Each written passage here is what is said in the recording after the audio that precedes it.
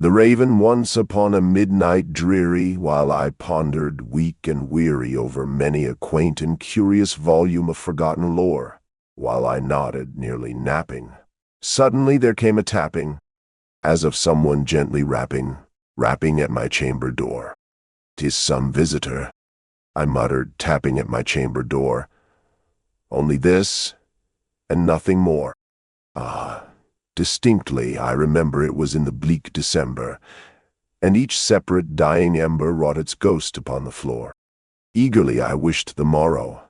Vainly I had sought to borrow from my books surcease of sorrow, sorrow for the lost Lenore, for the rare and radiant maiden whom the angels name Lenore, nameless here forevermore. And the silken, sad, uncertain rustling of each purple curtain thrilled me, filled me with fantastic terrors never felt before, so that now, to still the beating of my heart, I stood repeating, "'Tis some visitor entreating entrance at my chamber door, some late visitor entreating entrance at my chamber door, that it is, and nothing more." Presently my soul grew stronger. "Hesitating then no longer, sir?" said I, "or madam, truly your forgiveness I implore.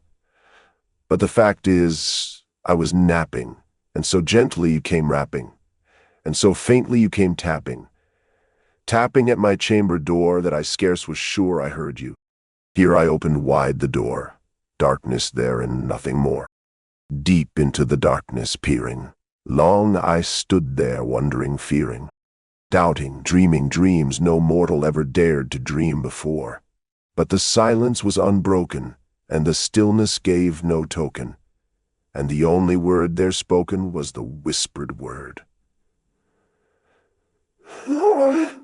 This I whispered, and an echo murmured back the word, "Lenore."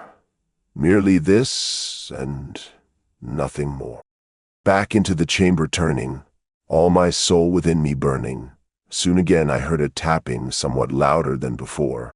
"Surely," said I, "surely that is something at my window lattice. Let me see, then, what thereat is, and this mystery explore.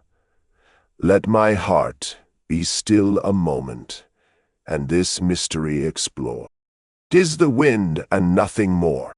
Open here I flung the shutter, when with many a flirt and flutter in there stepped a stately raven of the saintly days of yore.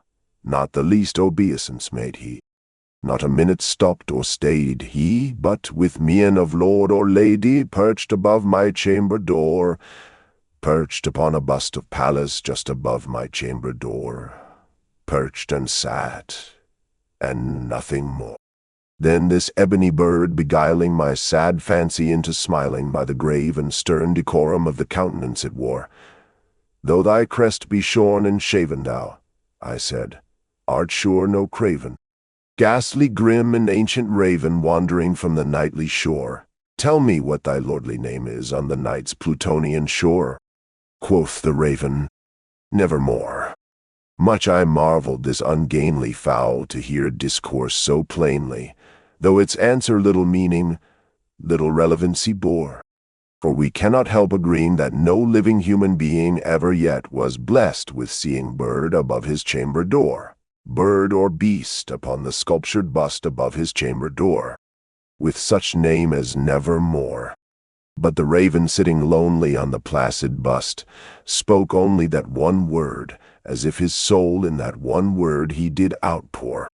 Nothing further than he uttered, not a feather then he fluttered, till I scarcely more than muttered, "Other friends have flown before, on the morrow he will leave me, as my hopes have flown before."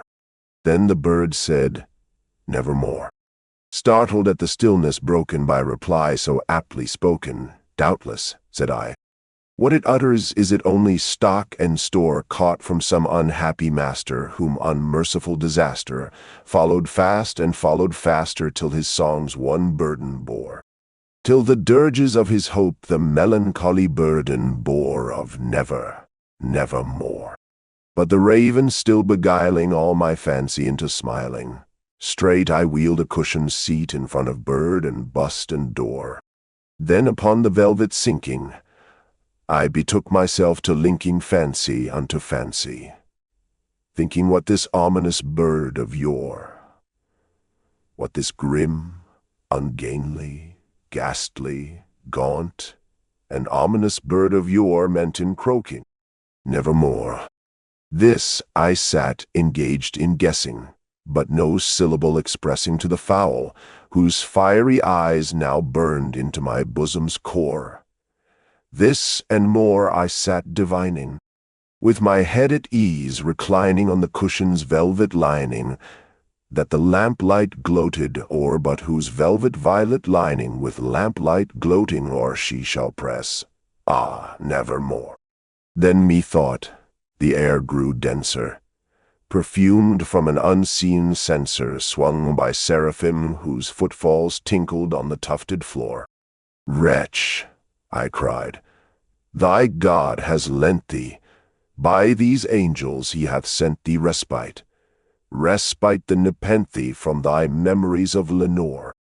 Quaff, oh quaff this kind nepenthe, and forget this lost Lenore. Quoth the raven, Nevermore. Prophet, said I, thing of evil. Prophet still, if bird of devil.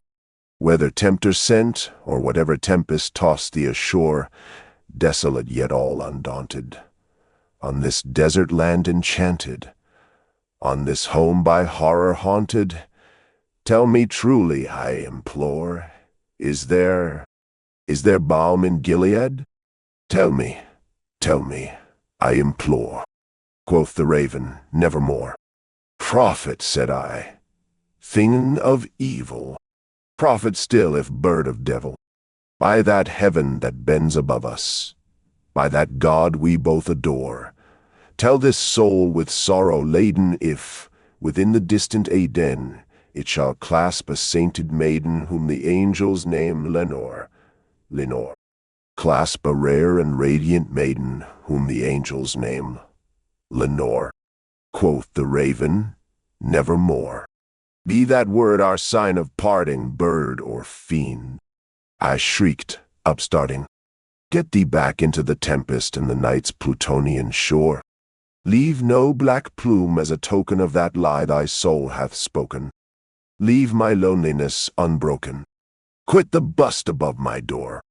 Take thy beak from out my heart, and take thy form from off my door. Quoth the raven, Nevermore.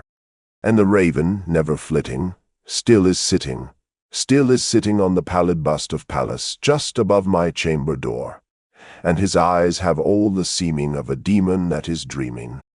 And the lamplight o'er him streaming throws his shadow on the floor, and my soul from out that shadow that lies floating on the floor shall be lifted, nevermore.